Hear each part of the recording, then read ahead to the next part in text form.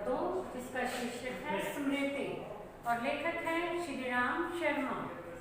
उसके प्रश्न उत्तर समझा रही हूँ। इससे पहले मैंने आपको पाठ का सार समझा दिया था कि कैसे लेखक श्रीराम शर्मा जो मक्खनपुर पढ़ने के लिए जाते थे, साथ में उनके मित्र भी होते थे।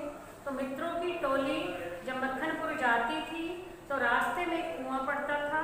उस कुएं में एक काला सांप रहता था और बच्चे जब उसमें पत्थर फेंकते थे तो सांप फुसकारता था। बच्चे उस फुसकार को सुनकर के बहुत खुश होते थे, क्योंकि बच्चे स्वभाव से ही बहुत शरारती होते हैं। उन्हें जीव जंतुओं को छेड़ने में मज़ा आता है। तो इस प्रकार से मैंने आपको पाठ का सार जो है वो समझा दिया था। तो आप वो वीडियो देख लेना, और यदि देख ली है तो भी दोबारा देख लेना और उसे अच्छी तरह से समझ भी लेना। आज हम उसी पाठ के प्रश्न उत्तर करेंगे। तो पहला प्रश्न है, भाई के बुलाने पर घर लौटते समय लेखक के मन में किस बात का डर था? जब उसके भाई ने उसे बुलाया था तो वो लेखक कर क्या रहा था? आपने पाठ में पढ़ा, समझा। क्या कर रहा था वो? झरबेरी से बेर तोड़ करके खा रहा था, क्योंकि बच्चों की आदत होती है। कोई ऐसे पेड़ पौधे होते हैं जिनमें कोई फल लगा होता है तो बच्चे तोड़ तोड़ के खाते हैं। तो लेखक भी झरबेरी से बेर तोड़ करके खा रहा था। और जब किसी ग्रामीण ने आकर के उससे कहा कि तुझे बड़े भाई ने बुलाया है, तो उससे डर लगने लगा, कहीं भाई जो है इस बात के लिए मुझे डांटे या फटकारे नहीं, या मेरी पिटाई ही ना कर दें कि मैं झरबेरी से बेर तोड़ के क्यों खा रहा था। ये इस बात का डर था जब लेखक को उसके भाई ने बुलाया था। प्रश्न 2 है, मक्खनपुर पढ़ने जाने वाली बच्चों की टोली रास्ते में पड़ने वाले कुएं में ढेला क्यों फेंकती थी? ढेला होता है पत्थर का टुकड़ा। बच्चों की आदत होती है, वैसे भी वो चलते चलते रास्ते में कुछ पत्थर पड़े हैं या कोई बच्चे मिट्टी उठा लेते हैं और चलते चलते उसको ऐसे फेंकते जाते हैं पूरे रास्ते में। अब बच्चे जो स्वभाव से शरारती होते हैं, कुछ ना कुछ ऐसे काम करते रहते हैं। तो ये बच्चे भी जब पढ़ने के लिए जाते थे ना, मक्खनपुर जाते थे पढ़ने के लिए, तो रास्ते में एक कुआं था, उसमें काला सांप रहता था। और जब बच्चे उसमें पत्थर फेंकते थे तो सांप फुसकार मारता था और उसकी फुसकार सुनकर के बच्चे बड़े खुश होते थे। इसलिए जो है मक्खनपुर जाने वाली बच्चों की टोली रास्ते में पड़ने वाले कुएं में ढेला फेंकती थी। क्यों फेंकती थी? सांप की फुसकार सुनने के लिए। अगला प्रश्न है, सांप ने फुसकार मारी या नहीं? ढेला उसे लगा या नहीं? यह बात अब तक स्मरण नहीं। यह कथन लेखक की किस मनोदशा को प्रकट करता है? अब देखो, रोज ही मक्खनपुर जाते थे बच्चे और रोज जो है पत्थर फेंकते थे कुएं में, सांप फुसकार मारता था, सुन के खुश होते थे। अब उस दिन भी लेखक ने पत्थर फेंका, लेकिन सांप ने फुसकार मारी या नहीं, ढेला उसे लगा या नहीं, यह बात अभी तक स्मरण नहीं। स्मरण मैंने होता है याद नहीं। अब ये कब ऐसा हुआ था? जब लेखक के बड़े भाई ने उन्हें चिट्ठियां दी थी कि इसे जाकर के मक्खनपुर के पोस्ट ऑफिस में पोस्ट कर दो। और जब वो चिट्ठियां लेके जा रहे थे ना, तो उन्होंने वो चिट्ठियां अपनी टोपी में रख ली थी।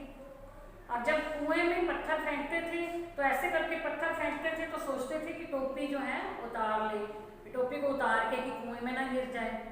तो ऐसा ही हुआ, वो भूल गई कि मैंने टोपी में चिट्ठियां रखी हुई हैं। उन्होंने टोपी हाथ में ली, कुएं में पत्थर फेंकने लगे और वो जो चिट्ठियां थी वो उड़ती हुई कुएं में जाकर के गिर गई। अब चिट्ठियां कुएं में गिर गई, तब क्या ध्यान रखता? भाई सांप ने फुसकार मारी है या नहीं, ढेला उसे लगा है या नहीं, इस बात का कहाँ याद रहना था? जिस बात के लिए पत्थर फेंकते थे सांप की फुसकार सुनने के लिए, अब जब चिट्ठियों को झूलते हुए नीचे जाते हुए देखा कुआं में, तो ये बात तो सारी भूल गए। तो लेखक की किस मनोदशा को प्रकट करता है? बदहवास मनोदशा को प्रकट करता है। बदहवास यानी होशो हवास खो बैठना। अब चिट्ठियां नीचे गिरी तो उनके जो है होश खो बैठे थे, भी ये क्या हो गया, भाई ने दी थी मुझे चिट्ठियां, अब वो घर जाके क्या बताएगा? तो इस बात से जो है उसे पता ही नहीं चला था कि पत्थर जो है सांप को लगा या नहीं लगा, उसने फुसकार मारी या नहीं मारी, ये सब तो बीच में ही रह गया था, उसे कुछ पता भी नहीं चला था। अब अगला प्रश्न आता है, किन कारणों से लेखक ने चिट्ठियों को कुएं से निकालने का निर्णय किया था? किन कारणों से निर्णय किया था लेखक ने? क्योंकि उसे अपने भाई से डर लगता था कि भाई कहीं उसकी पिटाई ना कर दे और उसे डांटे फटकारे ना।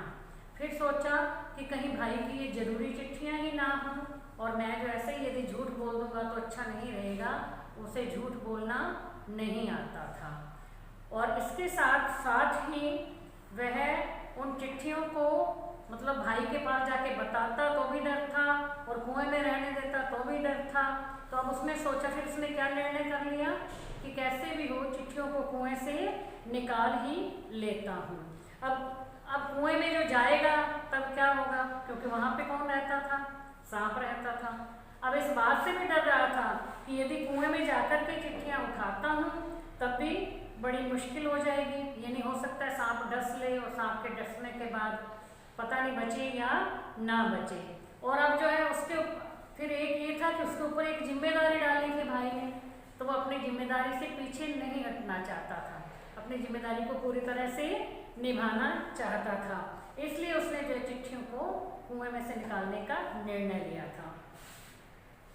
अब है सांप का ध्यान बटाने के लिए लेखक ने क्या क्या युक्तियां अपनाई थी। अब जैसे चिट्ठियां कुएं में गिरी, लेखक अपने होशावास खो बैठा। अब वो चिट्ठियों को लेने के लिए नीचे कुएं में उतरा। कुएं में कैसे उतरा? उसने अपने दोनों भाइयों की धोतियां, अपने भाई की और खुद की धोती जो है वो उसको गांठ लगा के बांध लिया। एक धोती जो चने बांध के लिए थे माँ ने, उसे भी गांठ लगा के बांध लिया, तो वो धोती थोड़ी लंबी हो गई। एक सिरा भाई को पकड़ा दिया, दूसरे सिरे को पकड़ के खुद नीचे उतर गया। इस प्रकार से अब वो जो नीचे उतर गया, नीचे उतरा तो उसने देखा सांप जो है फन फैलाए बैठा है। अब उसे डर लगने लगा, हाथ में डंडा था लेकिन डंडा चलाने की जगह नहीं थी कि डंडा मारे सांप को, तो इसलिए वो डंडा भी नहीं मार सकता था। तब उसने क्या किया, लटके लटके अपने पैर कुएं की दीवार पे लगा दिए। अब कुएं की दीवार तो कच्ची थी, जैसे पैर लगे वो थोड़ी सी मिट्टी नीचे गिरी तो सांप के ऊपर गिरी, सांप ने फुसकार मारी। अब लेखक भी डर गए कि अब जो सांप फुसकार मारता है, अब किसी न किसी तरीके से नीचे उतर गए। लेकिन करे तो करें क्या, दोनों एक दूसरे की तरफ देख रहे हैं। यदि वो सांप के पास जाता है तो सांप जो है डस लेगा और नहीं जाता तो चिट्ठियाँ जो है सांप के पास ही पड़ी हैं। तो दोनों जो है एक दूसरे को देख रहे हैं और आखिर में फिर क्या करता है, सांप के पास से सांप को डंडे से ऐसे हिला के सांप का ध्यान जो है दूसरी तरफ बटा देता है, डंडे को दूर फेंक देता है, सांप उस डंडे की तरफ झपटता है।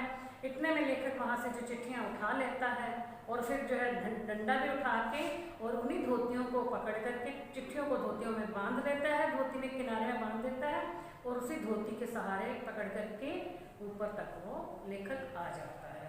और ऊपर आकर के ऐसे एकदम से गिर जाता है, क्योंकि एक तो इतना नीचे उतर के उसकी थकावट, फिर परेशानी में जो है दिमाग वैसे भी बंदे का काम नहीं करता, तो इस तरह से परेशान होकर के वहाँ पे वो लेट जाता है। तभी कोई ग्रामीण उसे देख लेता है और तब उससे कहता है कि घर पे जाकर के ये बात किसी से ना कहे, भी मुझसे ऐसा ऐसा हो गया था कि चिट्ठियाँ कुएं में गिरी और मैं उस कुएं में उतरा था, तो ये बात किसी को ना बताए।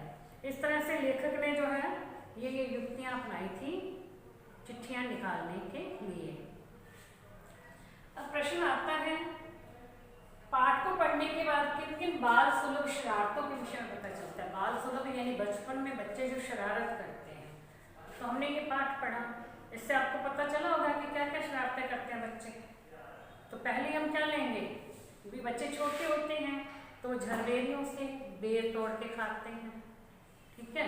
नंबर 2, कौन सी शरारत की, भी वो जो पत्थर फेंकता था ना कुएं में लेखक और उसके दोस्त, तो क्या शरारत हुई दूसरे नंबर पे, यानी बच्चों को जीव जानवरों को छेड़ने में बहुत मजा आता है, इसीलिए लेखक और उसके मित्र रास्ते में पड़ने वाले कुएं में पत्थर फेंकते थे ताकि सांप फुसकार मारे और वो उसे सुन करके खुश हो जाते थे।